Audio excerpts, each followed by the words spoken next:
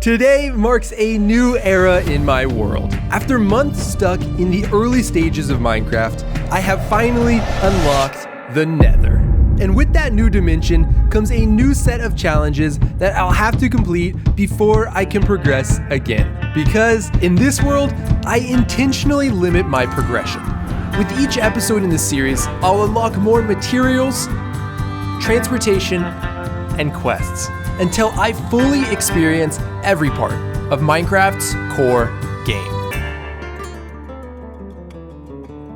Oh, it is a big day today because we finally get to go to the Nether. But before we just jump into building a portal, I actually want to do something for the first time in this series. You know, this whole time I'm limiting my progression and slowly upgrading my tools, but today we're actually going to downgrade. Because in the Nether, to protect yourself from piglins, it is important to wear gold. And at the time I was in gold armor, I didn't have iron yet, obviously. So I couldn't combine them together and make better armor or repair it. So I have a bunch of these like enchanted golden pieces that I think I want to combine together and make the best set of gold armor that I can.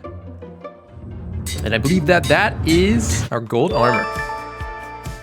Yeah, not too bad. So we got protection 4 on our helmet and on our pants, projectile protection 4 on our chest plate, and then fire protection 3 on the boots. So a good variety of different protections. Okay, well, I think it is now time to build that portal. I do plan on sharing the seed for this world eventually, but days like today are the main reason that I haven't yet. I've managed to keep it a secret from myself what my Nether looks like. It could be a nasty basalt mess or a dense crimson forest that goes on for miles, but whatever it is, I'm stuck with it. So this is a pretty big deal. This could go a lot of ways. So with that, I guess we get to it.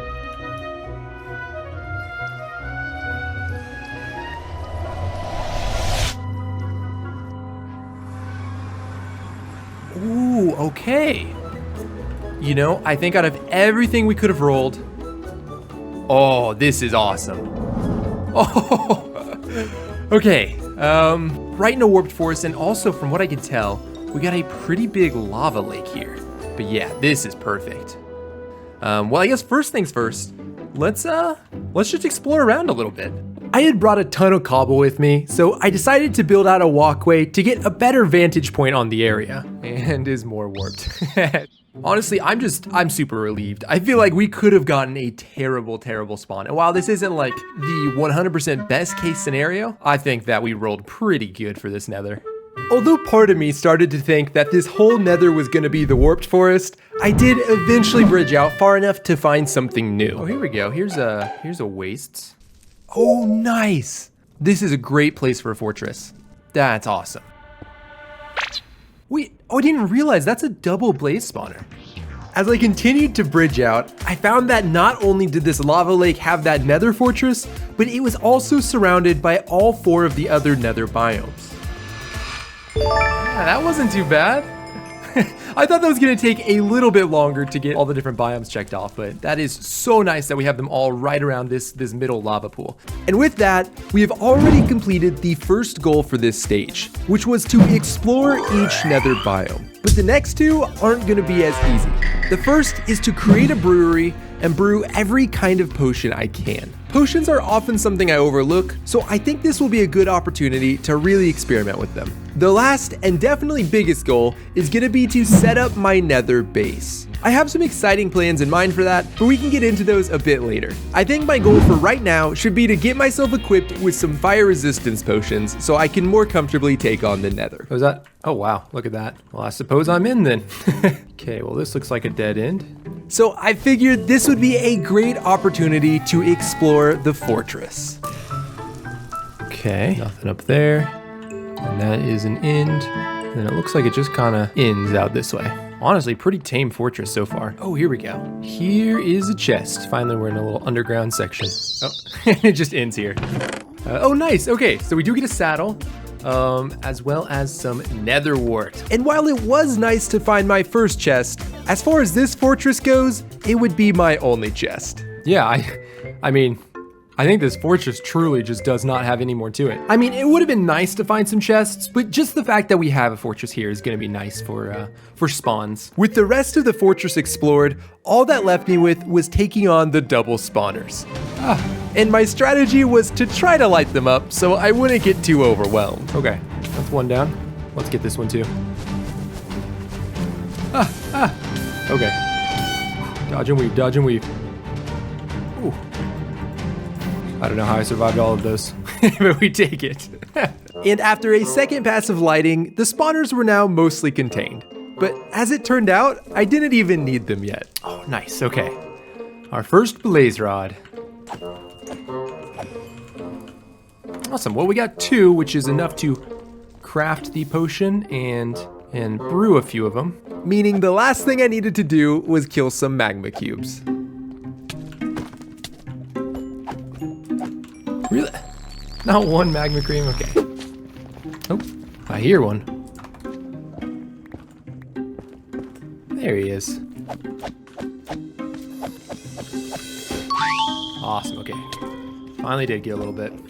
And with the nether wart, blaze rods, and magma cream, I now had all the ingredients I needed to stay protected in the nether. Awesome, okay, well I feel a lot better working in the nether now that hopefully we have some protection in case I fall in and I won't immediately die. Now, out of the one chest there was in that fortress, I also managed to get a saddle, which was great because all of my saddles were currently in use and I was gonna need one for this. Come here, buddy. A little further. Why is he getting further away? Oh, here we go, okay. All right, well, I'm gonna saddle you up. Perfect. All right, awesome, and we will, That's amazing. These guys are actually pretty fast. I didn't realize how viable of a transportation method this was. And that was great news for me, because they would be crucial to the idea I had for my nether base. We have this giant lake, which has convenient access to all 4 nether biomes, and would be a perfect spot to build a city. My inspiration for this base is going to be a nether version of Venice, Italy. Each different utility or amenity that I build for my base will be its own building, and they will all be separated by lava canals that you can navigate around on the backs of striders. Now, obviously, this project is going to take a bit of time. So my goal for today is just to set up my infrastructure, plan out the city, and build the first building. So to get started, the first thing I wanted to do was move my portal down to the lake. All right, so this is where my portal should be. Oh, I should have put out my other portal before I came all the way down here. And the reason I moved it down here is because I think I want to rely pretty heavily on strider transport, given as we're on just a big lava lake. I think it'll make it a lot easier to get around rather than trying to bridge everywhere. Yeah, it'll just be easier being on the surface here. And after setting up the portal, I also built a small dock to make it easier to park the striders. Yeah, I think that should be good. That should be an easy way to get on and off the striders. Awesome. And we can make it look nice a little bit later, of course, as usual.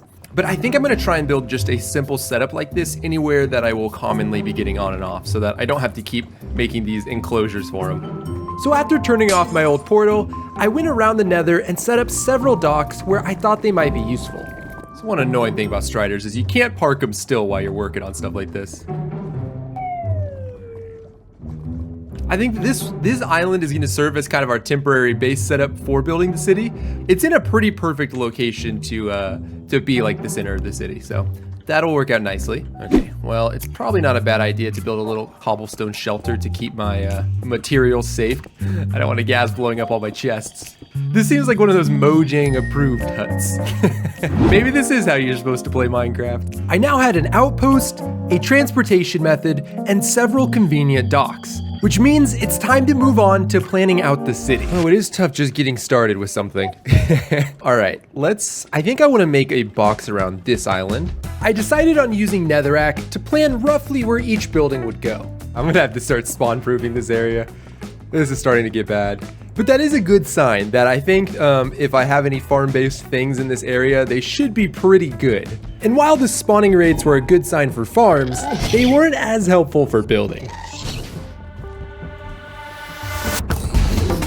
Oh, that's not good. That's not good. Well, that went about as badly as it could have, actually.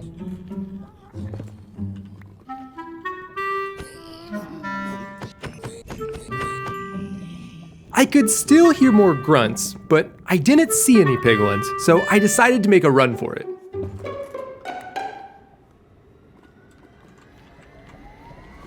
Is he on top of me? Oh, are they in the lava? Okay, I'll tell you what. I'm gonna ride away, and I'm gonna try and get them to despawn if I can. Alright, let's see if any piglins over here are still mad at me. Okay, I think we're good now. After that incident, I wanted to make sure that I was spawn-proofing all the new planting blocks I was adding, and I ultimately decided on buttons so that they'd be easier to break when time came to build there. Now, I don't know why, but so far each one of these I've built as just a square. Although rectangles would probably give a more interesting design in the... Oh, I didn't realize they could still spawn. I thought I had fully pacified it. But yeah, I've done... Come on. Now looking at this plan, it looks more like 3 squares than it does a city. I realized while I was mapping it out that I didn't really know exactly how big each building was gonna be or what shape they would be, so it really wasn't worth it to try to guess. The main purpose of building this map out was to make sure that everything that needed to be in a specific biome or location would be able to be there. By the time I'm done, there will be more than just the 3 squares I have marked out. But this was all I needed to be able to get going on the build I'm focusing on for today. And that build is gonna be a gold farm. Now, I love the automation aspect to Minecraft, but I've been worried about introducing automatic farms in this series. I feel like it'd be too easy to overdo it and end up undermining the main mission of this challenge. My goal is to experience every part of the game, especially the lesser used features. And if I build a farm every time I needed a specific resource, then I just end up with another world full of farms instead of exploring alternative ways of gathering them and creating unique builds centered around it. So beyond just using farms sparingly, I've also come up with 3 rules for this world that I will always follow. First and foremost, I'll never use a tutorial. It's a lot more fulfilling to design them yourself, and I think it makes my world feel more unique. Secondly, I'll always favor immersion over efficiency. And what I mean by that is, if I have a fun idea that looks cool and makes the farm more interactive, even if it makes the rates a lot worse, I'm always gonna go for that one. Finally, I'll never build a farm and leave it exposed. I want every farm to feel like it belongs and fits in as part of the world. So with the rules outlined and some blocks gathered, let's get to it. Okay, so I have counted out and found the center of this square. So the first thing that I'm gonna do is actually build the killing chamber, because this farm's gonna activate as I'm building it, and so I don't wanna have a buildup of piglins down here. Yeah, I think we'll go for a 3x3 killing chamber. Okay, so my thoughts, and this might look dumb. This might look dumb. I wanna try and incorporate piglins into this build as much as I can, and I think maybe a cool way of doing that is to mimic this sort of rib cage that they have exposed on the side of them into the chute. So instead of building some kind of glass tunnel or something around this, I think I just want to build a rib cage. And I liked how it looked, but I needed to be sure that piglins couldn't fall out of this gap. All right, what if we do a slab? It's a little bit of a different color, but does that look good? Yeah, I mean, it's not bad, because one thought I had is I could get the white trapdoors and put it on the side of one of these blocks, so it makes it a little less than 1 block, but the actual hitbox of these piglins is like 0.6 of a block, so yeah, I can't quite do that. But I think that this is an okay compromise. All right, so I'm gonna build this a ways up, and we'll see how it looks as I keep going here. It is looking pretty good though. Like, that's starting to look like a spine. I think maybe even if it doesn't look like a rib cage or something, like that still looks like a bone structure. So now that I got it up to the first floor, I think it's actually gonna be best if I build this thing from the top down. If I start with the top platform, I can add a roof to that, and then build all the platforms below it, and I won't have to deal with any ghasts or magma cubes spawning. But of course, to get up to the last floor, we first need to figure out where that floor is gonna land. So I am gonna partially start building out these floors. And this is the portion of the project where I was super thankful to have my Frostwalker boots. If I didn't have them, I probably would have had to farm up some fire res potions first, because it would have taken so much longer to have to constantly be crouching when building. But because of them, I was able to knock this out pretty quick. Oh, I forgot, before I get too much further, I also want to make some of these carpets and put that over this this bone area, because I think that kind of matches the way that zombie piglins have this you can kind of see how it looks overgrown. And so I think adding some of that moss is a cool touch to this. In fact, I could even go as far as to add like a whole block of it in some places. Maybe it's gonna be a little too much. I could always add it later too though. But Oh, look at that. It's starting to work already. See, this is what I mean. This farm was going to kick on as soon as we started building it. Anyway, it was time for me to get to work on the roof that's going to prevent the magma cube and ghast spawns. Now, zombie piglins can see the egg up to 23 blocks away, so with the egg centered, I decided to make the farm the max size of 45 by 45 blocks. I am going to build an actual nice roof on top of this. I just realized that my roof is going to be kind of sloped, so I still need to put some kind of grill on top of this to stop them from spawning. I can hit it. Not ideal, but that's why we carry those. I feel like I should capitalize on having this potion. Since I had some extra time on my potion, I decided to take out this lava that was gonna be in the way. Oh, I only got 50 seconds. Takes so long to travel up and down it. 40 oh no, we're good. Awesome, okay. Coming down from patching that lava, I realized this farm design had a minor problem. Oh yeah, okay, they are getting stuck at the edge. The piglins aren't always running off the edge, which is gonna make the rates of this farm a lot worse than they could be. I don't wanna have to make that tunnel wider, I mean, for obvious reasons, because then I gotta deal with that. Maybe what I could do is every floor except that very last one are a little bit wider, and so they fall to here first, because I don't think that fall would kill them, and then they could run off there. So after finishing up the roof, I decided to widen the opening of each floor so that I could add a trapdoor to the edge. My hope was that even if they got bunched up on that bottom floor, they would still push each other off much faster than if they were all bunched up on every floor. All right, awesome. I think this farm is pretty much functional. I just need to build out these platforms until it's like really functional. Oh, and you know, they do seem to just kind of move towards it anyway. They might hit on this sometimes, but it seems like they are pretty smooth glide all the way down. Yeah, that works pretty nice. Building out these floors made me second guess the size of this build. The reason farms probably aren't usually the max size is because it takes a lot longer for the piglins to be cleared out to allow space for more when they spawn all the way at the edge. But I think that one benefit it gives me is I'm not gonna fully spawn proof every spot around the lake, so it does give them a lot more opportunities to be spawned inside the farm. All right, that was the last of the blocks for the platforms, I believe. Oh, well, I guess technically this is the last block here. There we go. And now I can't check this chest right now because it's got this guy who will be mad at me if I do. But as you can see, I mean, it's definitely working. All 6 floors were now completed, meaning I had a fully functional gold farm. And in a lot of my old worlds, this might be where I leave it. But not in this world. Awesome. Well, I guess the next step here is to actually build the building around it, which I'm really looking forward to because this is when the feel of this place is gonna really start to come together. My idea for the outside of the build is to disguise it like an apartment building. So I started by figuring out the windows because I wanted to make sure that they would line up with the floors. That way, if you looked through them, the piglins would look like residents in the building. Yeah, I think I'm liking that. I'm gonna have to do such a ridiculous amount of these windows. If each side has 1, 2, 3, 7, and then we'll have 3. So each side has 21 of these windows, and there are 4 sides. Oh man, that's actually gonna be a lot of windows. You know, I probably should have waited to do this project until the Happy Ghast came out because this is a perfect use for it. Okay, let's take a step back and see what that looks like. Yeah, no, that's great. I think that the top of this building at least is gonna look pretty good. So yeah, now I guess I just gotta build like, whatever, 21 times 4. I gotta build 84 of those windows. All right, I suppose I'll just get to it. And after building the first 2 windows, I realized I messed up my spacing. Wait, that doesn't add up. Oh man, I forgot it doesn't center on this one. So I very confusingly did my scaffolding 1 block off center, which made me think that this was the center, but that's actually the center. So this isn't gonna work. Since I had to rethink the spacing anyway, I decided to just cut down the number of windows from 7 to 5 to make it a lot more doable. Honestly, when you start building these windows in batches like this, building the same part on all of them first, it makes them go a lot faster. Like, I feel like this is much more manageable of a project now. Yeah, I mean, it's looking good.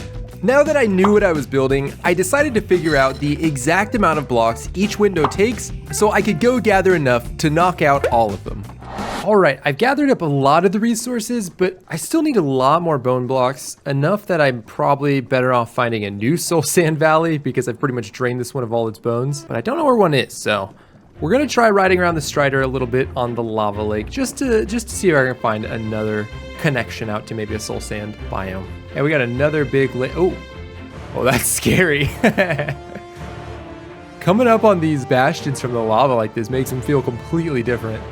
I don't know if I'm biased because I'm just like wanting to find something that's like underrated, but Striders are actually super nice. And that might just be because my Nether has a massive lava lake that's all connected, but I don't know. I mean, if most Nethers are like this, then I would highly recommend a Strider. Yeah, I mean, from what I can tell, pretty much every lava lake is like somehow connected. It'd probably be difficult to find a lava lake that was fully isolated from the rest of everything. After a long stroll in the Nether, I finally found another soul sand biome. Finally, okay. And I was able to gather up a lot more bone blocks. But of course, I got distracted when I found this. Oh, a fortress. You know, I'm already here. Might as well. Be nice to get a saddle or like the trims. Oh, can't take those. I'll take this, the saddle though. I'll take the gold. Take another saddle. Awesome. Yeah, we got a few saddles now. So many angles to go. But so many chests too. Take the obsidian. I'll take the, oh nice! We finally got the armor trim template. I guess all the ones from my fortress probably just spawned out here instead. Man, do I even want to take all these saddles? All right, honestly at this point, there's nothing else I need from this fortress. I should probably just head home.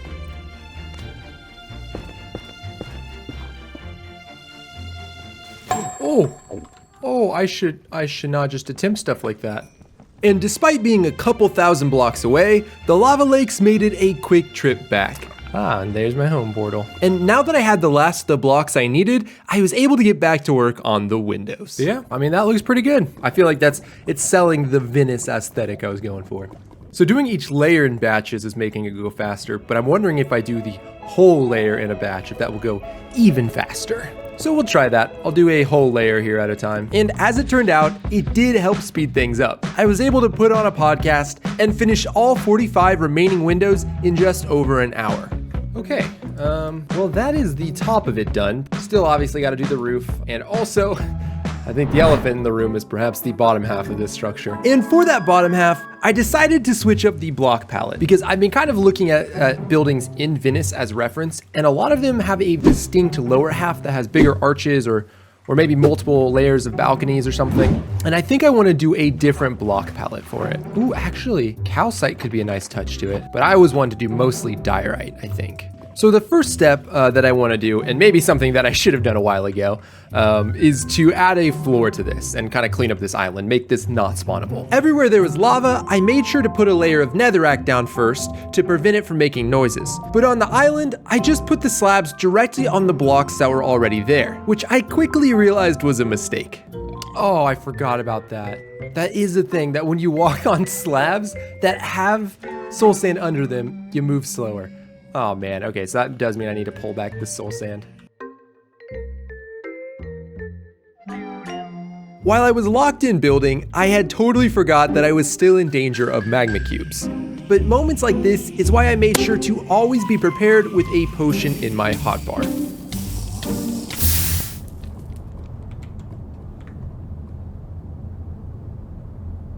That is so upsetting.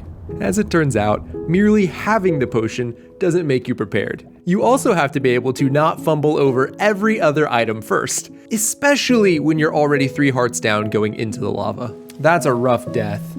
That's a rough death because that is a full reset there. I lost some really valuable equipment. Guys, I'm sad.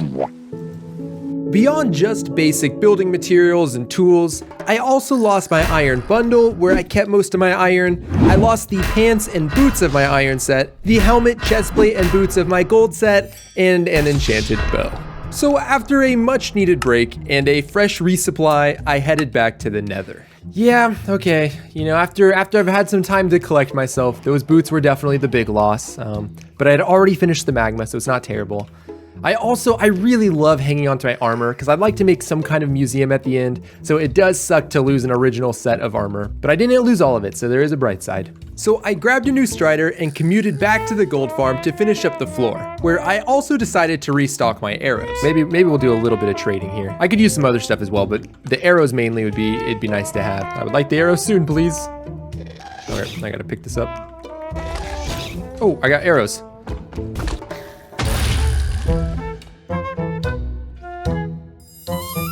Okay, I'll admit, not very pretty looking right now, but it should be a much better starting point to build up from.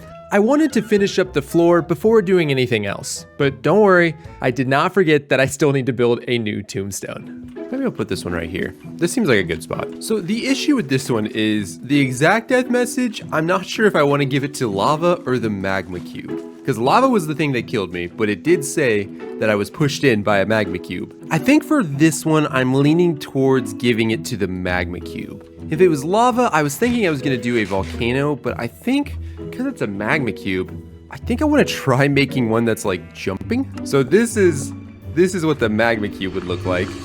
You know, looking at it and knowing it's a magma cube, it definitely looks pretty good.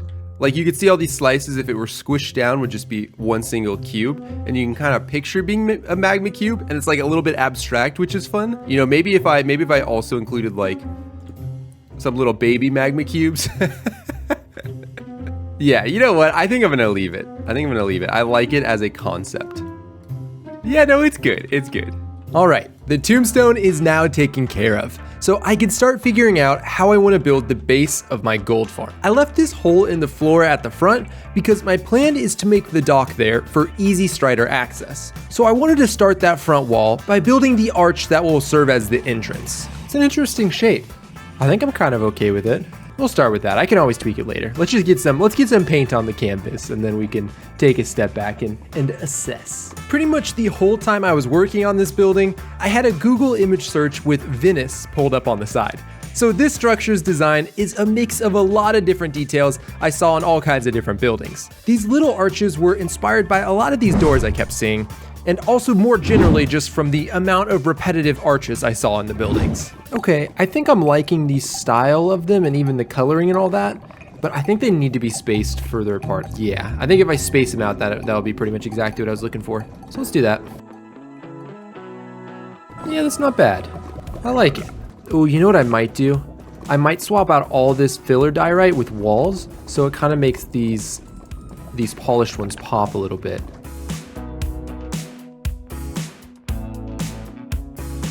So now it's time to go ahead and tackle this middle section. So I think on the second floor, I want to do a sort of open air balcony that has some like tall arches. Yeah.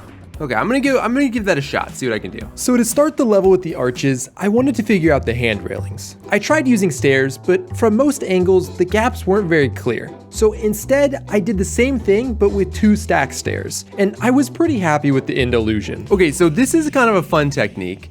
I'm using stairs upside down and right way up stacked on top of each other, and then alternating so that they're facing different directions. So like some of these are full blocks, and then some of them are like stairs lined up back to back. And it's kind of a fun illusion. One of the issues with this design though, is that I want to make arches that come from each of the bigger posts. But because they alternate between a center block and between 2 blocks, if I use a wall, for example, the posts aren't gonna line up on the same block. But I like this railing enough that I want to try to make it work. So this is really kind of my only option if I wanted to do posts on every one of these double beams, is I'd have to do trapdoors on half of them and walls on the other half.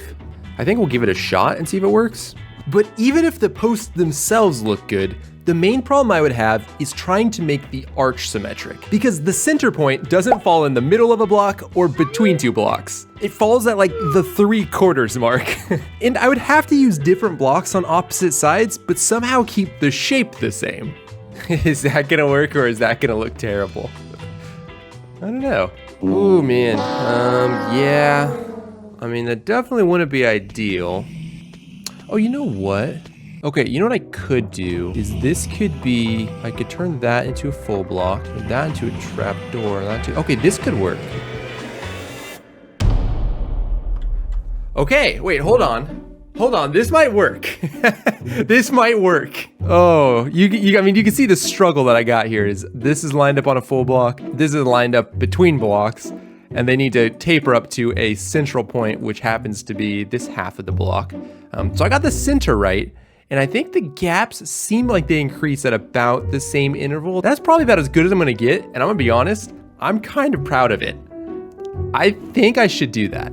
I already know that this is going to be kind of a divisive build, I think. Like, some people might love this, like me, and I could also see the side of hating this, but I think I want to go with it.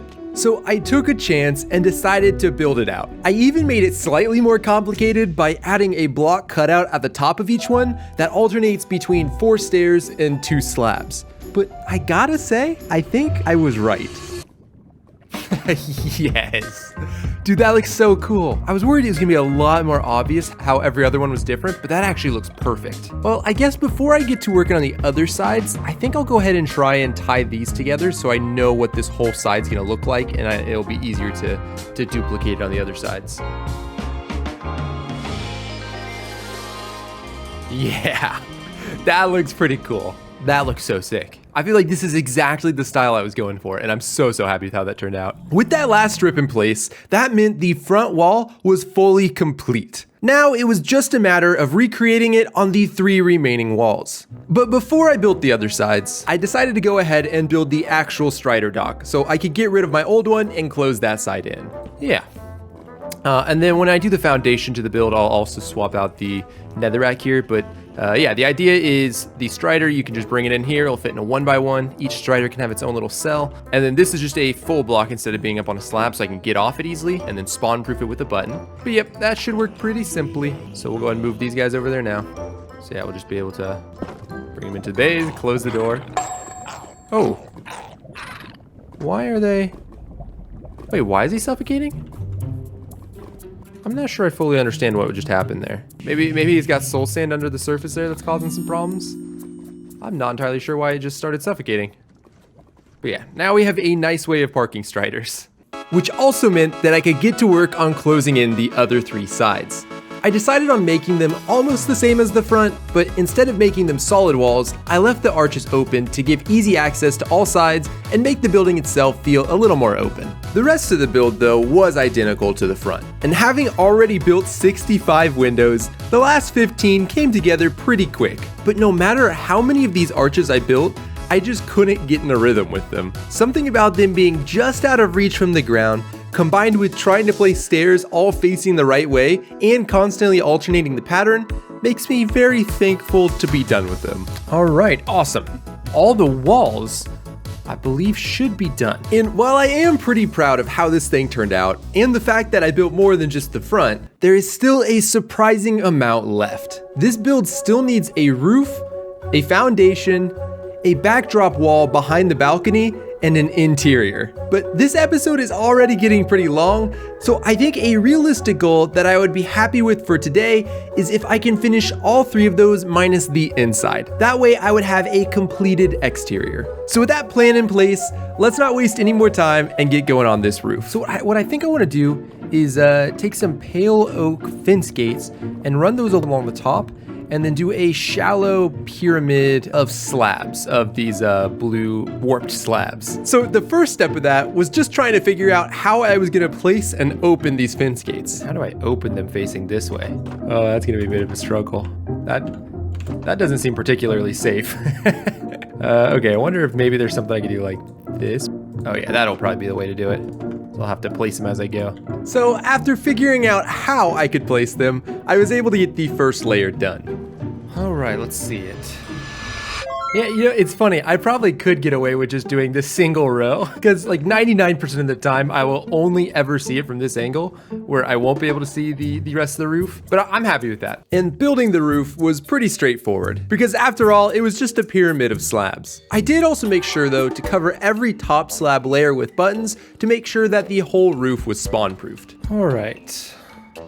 Well, if I'm not mistaken, that should be every button and every slab in place now. No more spawn should be happening. And I was pretty happy with how it looked. Although I think it did make me realize my one critique of this build is that it's just a bit out of scale. I love the way everything looks, like I'm happy with the shapes and the colors, but it's just a tiny bit too big compared to the player size. I think that is something that I'll be able to look past though. Nice. All right, yeah. I mean, this place is really starting to come together. Okay, well with the roof done, I think the next thing that I want to tackle is the foundation. So I popped a couple of fire resistance potions and built a netherrack ring around the base of the structure. And the reason for that is that it gave me a surface to place basalt on so that it could be aligned up and down the way that I wanted. I also added in a couple of these staircases so that I'd be able to access the lava. Like if I fell in and needed to get out, for example. Yeah, I mean, that looks great. Awesome. Oh, you know what this also means is I totally could just walk my strider up into here if I wanted to. I also made sure to continue the basalt pattern into the strider dock to finish it up. All right, and that should be the dock finished up as well. Although, you know, I think I should put a staircase here too, because you never know when you're gonna need a quick way out of lava. Okay, well that's the foundation checked off then.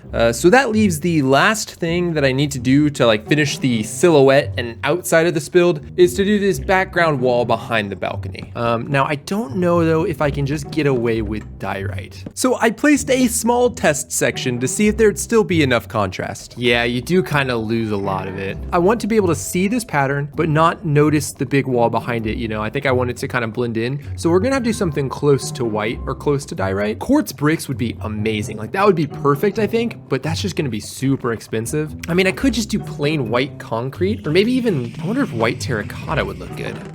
I mean, it could work. We could try a few blocks of it. Yeah, I mean, I'll be honest, I really thought I was gonna hate it a lot more than I do.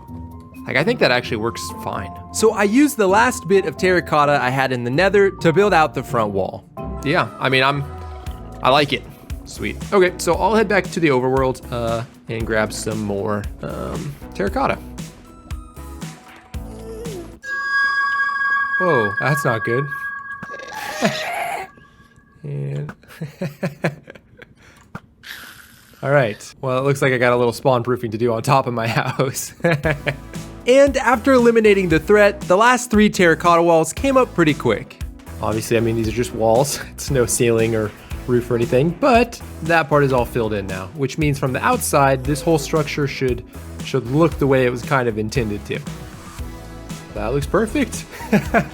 Man, I am so stoked with how this build has come out. I mean, definitely still has a bit of interior work to be done, but at this point, this has taken way too long and I would really like to get this video out, so I hope you can forgive me for leaving it here. Starting today, I hadn't even visited the Nether yet, and now I've explored thousands of blocks, gathered tons of resources, and started the groundwork for our Nether Venice themed base. I can't wait to see how this base is gonna come together and what adventures we have yet to come. Thanks for watching as always, and I'll catch you in the next one.